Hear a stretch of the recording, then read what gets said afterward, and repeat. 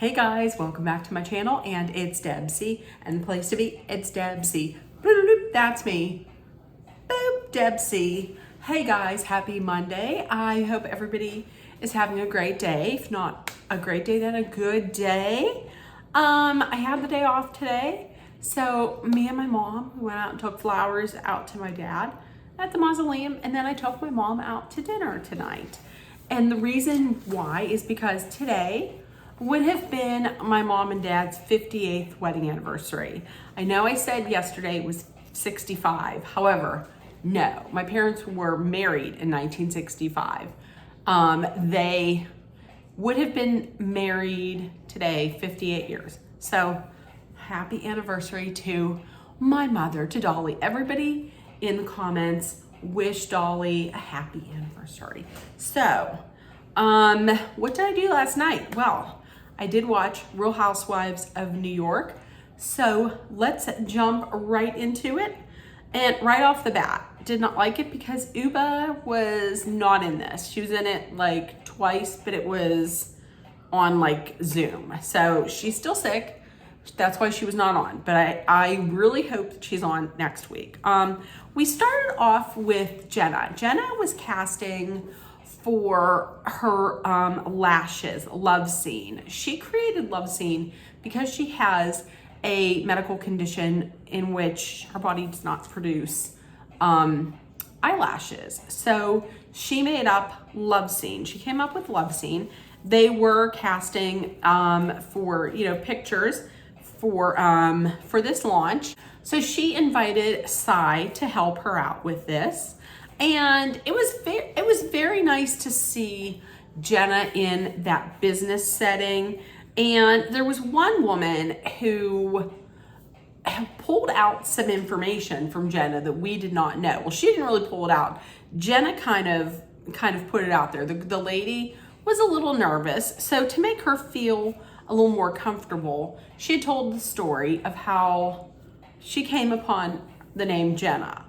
She was not born Jenna, she was born Judith. And she had said that she uses Jenna because when she was in college, her professor, one of her professors had said, does anybody have a nickname?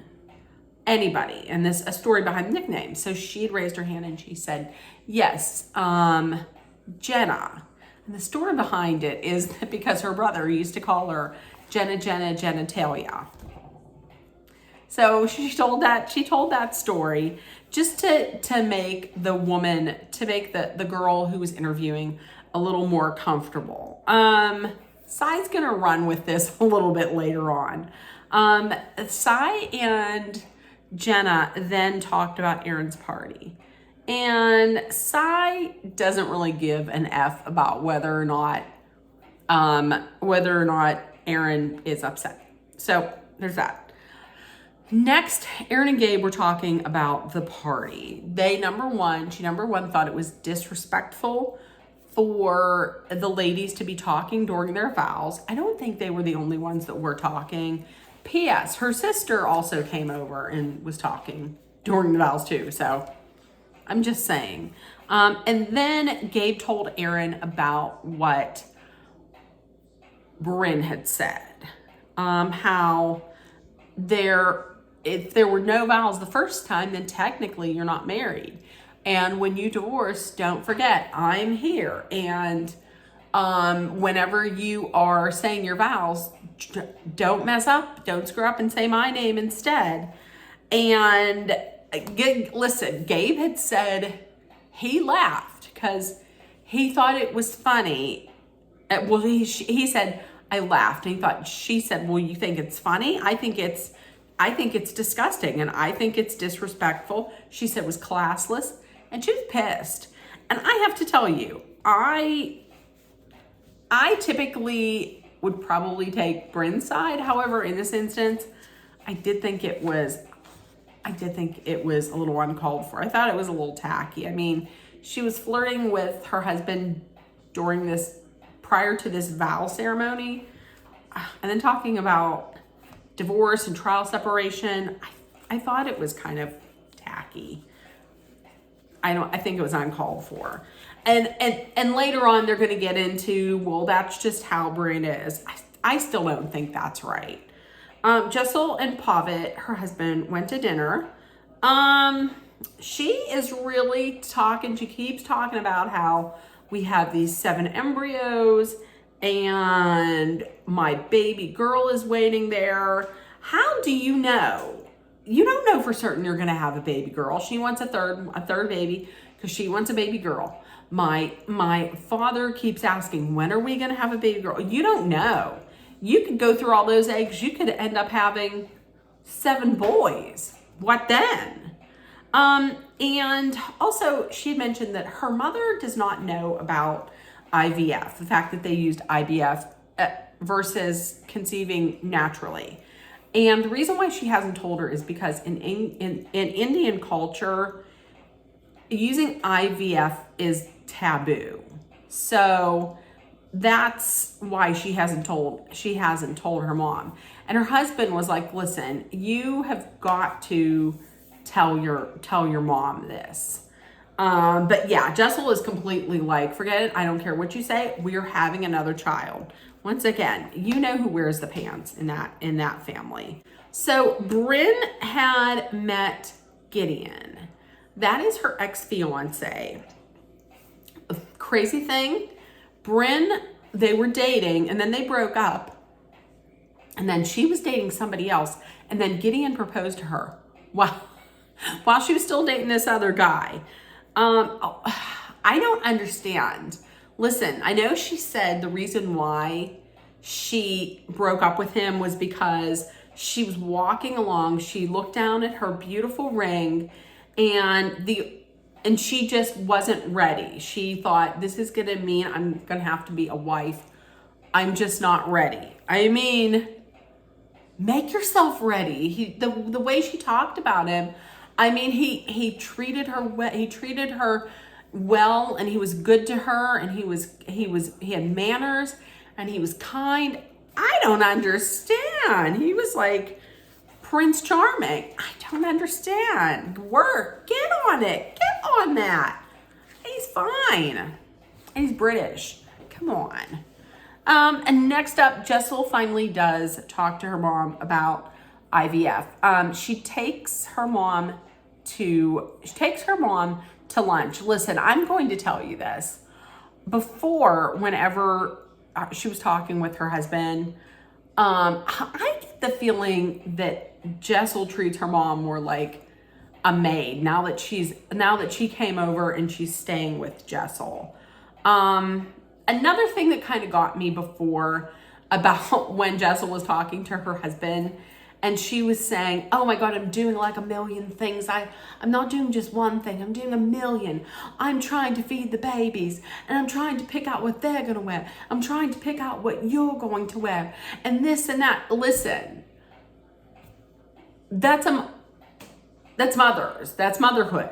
That's if you plan on having a child, you're going to do this. And if you plan on going back to work, you're going to have a lot of things to do. You didn't get me on that. I'm not, listen, that right there, it's the world's tiniest violin, Jessel. So anyways, Jessel does take her mom out. They go out to lunch and she tells her about IVF. That like, listen, I was 36. I was trying. I could not get pregnant. So we tried twice. And then finally, the third time it took. And she was just telling her everything that she had to go through, the shots in the stomach and everything she went through. And she said, I didn't tell you because you would internalize it and then you would just drive yourself to worrying. So she didn't tell her about it. And her mom at first was upset and it seemed like she was a little hurt. Listen, from personal experience, when you don't tell your mother something that she should probably know, she's probably gonna get hurt. I'm just saying. I tell my mother things. I'm just saying. But then after a little while, and she had also said she didn't tell her mom because she didn't want people gossiping about this. And her mom said, well, I completely understand. But I don't understand because I don't think her mom would have went out and been like, did you hear that my daughter had IVF? She couldn't conceive. I don't see her mom doing that. So the big function or the event this week was Bryn's wreath decorating. She had the ladies come over to some shop that was all decorated, and they did wreath decorating. Okay, listen, theme was ho ho ho. What in the F was this getup that Jessel had on? I will give it to her. Jessel does usually look very pulled together, and I will say she usually dresses very well. I'm not a fan of hers, but her appearance is always very nice. I don't know what this hot mess was. I'm sure it was very expensive, but it was just a hot mess express. Erin comes in bearing gifts. It's a bunch of gifts, and it's basically, she says she saved them up. It's products that she loves. It looks like a little bit later on she gives the gifts to the ladies. It basically looks like it's products that she did collabs with other people. Sai seems to think that she's giving the gifts with ulterior motives. She keeps saying, gift sponsored by Jenna Lyons, gift sponsored by Jenna Lyons. And then Bryn at the end said that she doesn't think that Jenna expects them to share this on social, but there's an assumption that the ladies will share it on social media. I don't know that they really have to share it so much. I mean, it's on like a TV show, although, I mean, they really didn't show what they were on the TV show. And Jessel, when she got her present, she went on like a thank you tour. Like, she went overboard saying thank you, because remember, she was a bitch when she got that, as she called it, the ugly green Christmas tree lingerie. Sai, I'm gonna tell you what, the best dressed out of that whole group. Sai comes strolling in her winter white, giving me life. I love that whole getup. She was in her white. I loved it. But much like Sai, she does come in and complain about the food. Although I will tell you, she kept saying the brown avocado. I can't not eat avocado. It gets me sick. It's the texture. But they showed the spread. It didn't look that great. I'm going to give it to Sai on this one. I know she does complain a lot about the food. And even Uba later on, when she saw the food by Zoom, she was like, oh, I'm glad I didn't show up. And so they're sitting there and they're waiting for Erin to show up. Sai told this story about Jenna's nickname. I could tell it looked like Jenna didn't look none too happy about that, especially when people were laughing about it. I don't think she looked too happy at all. And the look of disdain and disgust on Jessel's face whenever they found out that her name was Judith. Listen, come on. It's just, her name's just Judith. It could be worse. It could be a lot worse. Erin came in then, and Erin's main reason for being there was because she, in her words, she wanted to ruin Bryn's event like she ruined hers. But did she ruin yours? Because at the end of the night, you were still smiling and taking pictures and laughing and holding your chitty bang bangs into that dress. I mean, I don't see where she ruined it for you. I mean, she might have ruined it after the fact, but not while she was there. So they're talking, and they're talking about, what are you doing for Christmas? And Erin says that she's going to the Dominican Republic. It's going to be a whole bunch of family members. They have a huge house, and it's going to be a bunch of their cousins. And then Erin went to Sai and had said that if you would have stayed at my event long enough, you would have seen my cousins give the speech. Listen, girlie, there were a ton of speeches. Sai was like, there were like a million speeches. I couldn't hear. I was hungry. And Aaron then says about how, well, you left without saying goodbye, and you're rude, and you have bad manners. Sai was just like, I don't care. Listen, I was hungry. Aaron comes back with, there was tons of food. But here's the thing, Sai's a pescatarian. She doesn't eat meat. So if you don't eat meat, and maybe she just didn't eat anything during the day because she was like, well, I'm going to be going to this event. And maybe she was just busy during the day and she couldn't eat. I don't know. I myself would never skip eating, but I mean, maybe she just didn't have a chance to eat. I mean, this is not the first time Erin had an event where she didn't have any food. She didn't have enough food. Erin said off camera, she's like, maybe this is the second time. She's always complaining about food and being hungry. Maybe she should go see a doctor. Maybe it's a tapeworm or something. She's hungry all the time. Listen, well, maybe when people show up, if you were to have some for real food, because honestly, Pringles with some caviar on top of it, that's not real food. I'm just saying. I'm with Sai on this one. I mean, when everybody came to Sai's house for Bryn's giving, she had enough food. So why can't you all have enough food? I would be upset too. I'm just saying. So then she moved on. Then Erin moved on to Bryn. And listen, this is where the meat and potatoes came in. She brought up everything that Bryn had said to Abe at her party. Bryn was like, you don't know what you're talking about. You were not there. I was not flirting with a married man. I didn't say any of that stuff. Roll the footage, bravo. Rolled the footage, played it all back. Yes, she said everything. And Bryn and Jessel was like, she did not say the D word. She did not say divorce. So they played it again. Divorce, trial, separation. She sure did. She said all of it. Whenever, and I think Bryn had said, don't you dare say I was flirting with a married man. And Erin said something like, well, if it wasn't flirting, then what was it? She didn't answer. But everybody else was like, listen, she wasn't flirting. She didn't mean anything. That's how she is. She flirts with everybody. And Jessel had said, there are plenty of women who are trying to get with her husband, with Erin's husband. And this was not the case, and Bryn's not that person.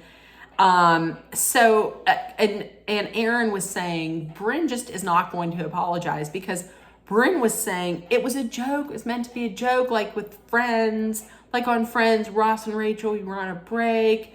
It was a joke. It was a joke. Well, I have to tell you, in this instance, I'm typically going to go on Bryn's side, but I'm with Erin. I thought it was real tacky. I thought it was terrible that she did that there.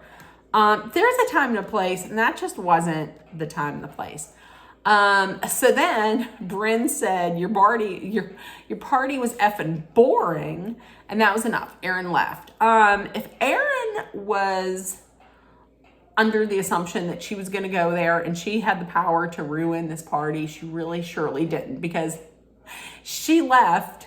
Nobody went running after her to get her to come back, and they all had a good laugh afterwards. So that was this week. Next week, it looks like some drama might be surrounding Jenna, because it looks like Erin tells the girls, it looks like they're going away, and that Erin tells the girls that Jenna didn't want to fly with us because she doesn't fly coach.